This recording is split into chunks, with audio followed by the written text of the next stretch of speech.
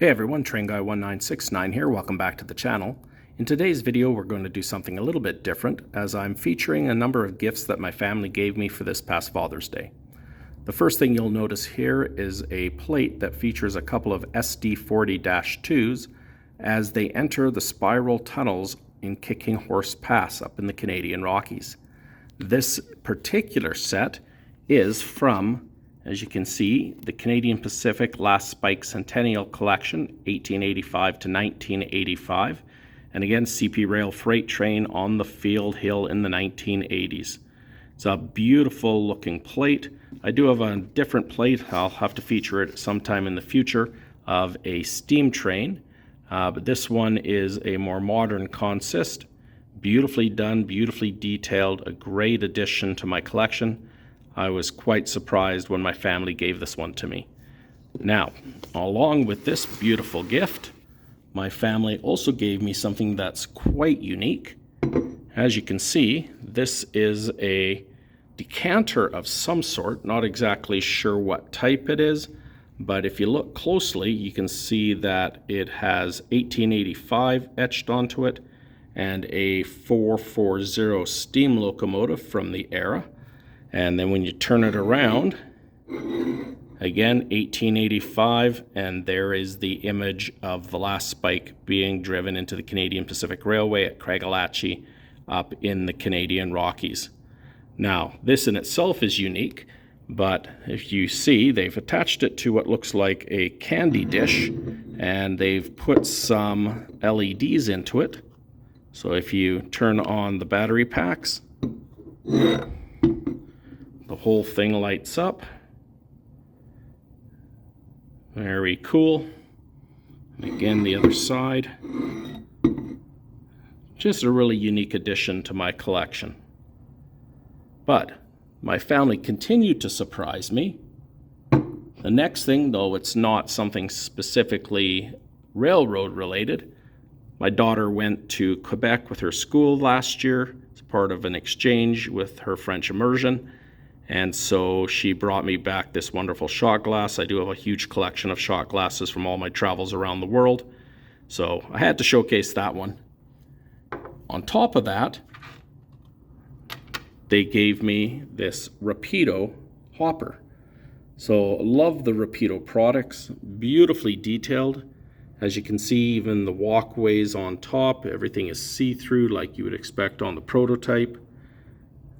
Beautifully detailed. The paint looks crisp.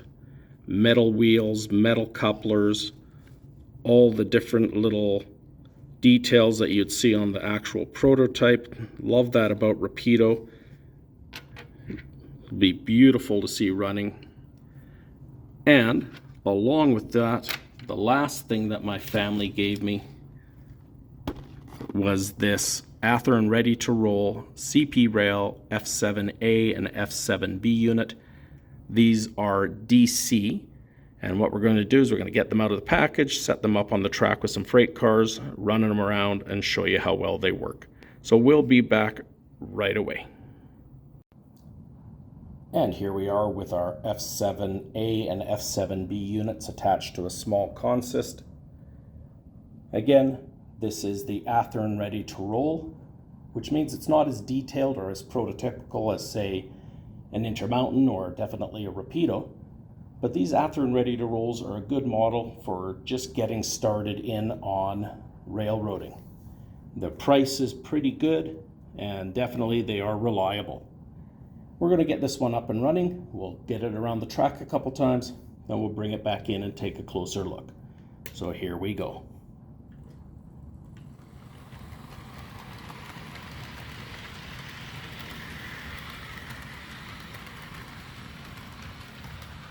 So no problems pulling this small consist, nice and smooth.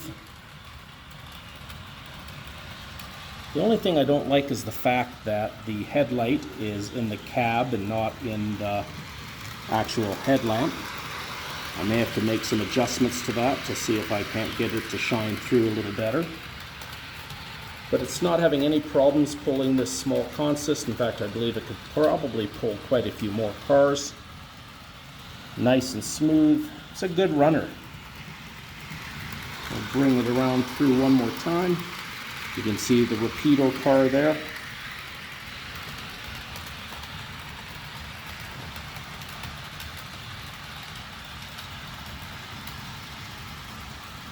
And we'll bring her right back in, start slowing it down.